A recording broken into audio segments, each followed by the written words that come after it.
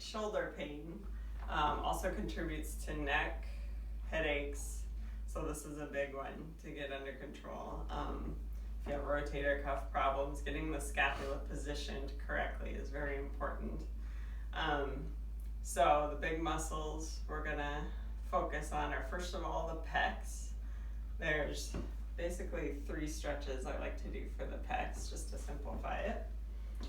Clavicular pec here brings your arm this way. So I like to find a doorway, have something to push against. Contract is this way. Stretch for, I contract it for 5 seconds, stretch for 20, generally speaking, at least 20. I do vibration all along under the clavicle. Of course, it's not gonna hurt if you go too low, so you can feel kind of what's stretching. So wherever you feel a tender spot, stop there and sit on it for a minute. That will help that relax. So the rest of pec major here, this is pec major. So contract, push into the wall like so, relax or stretch this way. You can get all along your pecs right here. If you feel a pinch in the back, to turn that off, just put the vibration on the spot in the back where you feel the pinch. So otherwise that will block your stretch. So it's important to do. Happens every once in a while with this because of our rotator cuff. Okay, so pec minor. It's a little muscle that goes like this under our pec major. If we curl our shoulder into the door frame like so, that's what that pec minor does. It's the one that makes us hunch over like this. So we curl that shoulder forward, stretch it back with vibration in a diagonal line. Again, you can shotgun it. You're not going to hurt anything if you vibrate too big of an area, but find those tender spots. They can be hiding right up by your shoulder too. Our traps in the back, this is where people often feel those big knots. So people want to vibrate there all the time, and it is important just not skipping the rest, because you're not going to get that to release if you can't get this and this to release. So those, we don't need to worry so much about stretching them, because they're overstretched mostly in our daily life. We're always down like this, hunched over. They're stretched all the time. So we want to teach them that it's okay to be short, to bring our shoulders back.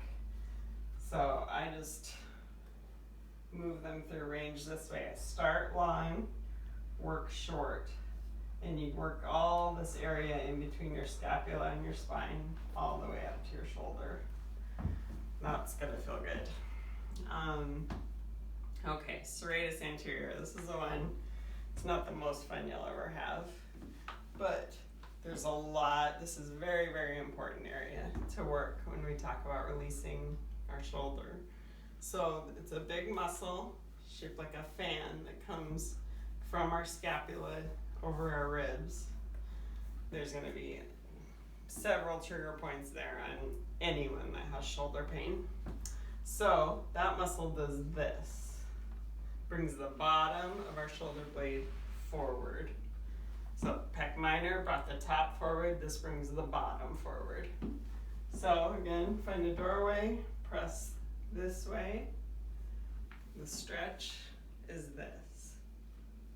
So you can get all along, be sure to get right up by the scapula, and then fan out under here around on our rib cage, and you'll feel the spots. They're very noticeable. Don't shy away from working them, because those have to release to get this to release.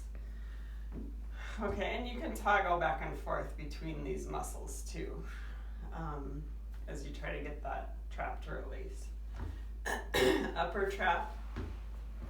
So it does a few things. It brings our shoulder up, also brings our head over, or flexes our neck while we're looking away from the affected shoulder. So how I do the contract on that is I do those things at once. I bring my shoulder up and press my head into my hand while I'm looking away for the contract. 5 seconds. Look toward your shoulder, but stretch away, push down with your hand, and vibrate all along here. This will also feel good. This is one of the places we like to work on. So all along here. And then levator scapula is a big one on 100% of the population. This is the muscle that brings our shoulders up when we're stressed or cold. So you'll find it if you roll off the traps here. The traps are the big muscle here. You'll find that hiding right in front of it. If you press against your neck, you'll feel a taut band right in here. You can roll over it like a guitar string. Again, if you don't know exactly where it is, you'll find it with the massage gun because you'll know when you're on it. So this one, similar to the trap, except when it brings your head to your shoulder, it turns it this way toward the affected shoulder. So I turn my head into my hand, shrug my shoulder.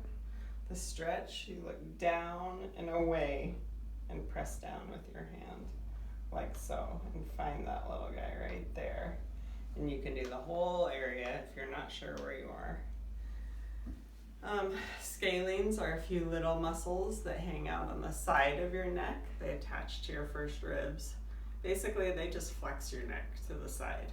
So if you flex your neck this way, hit the side of your neck. You can go a little forward, a little back. You're gonna get those. They can send pain down into your shoulder, so they're important. What am I forgetting?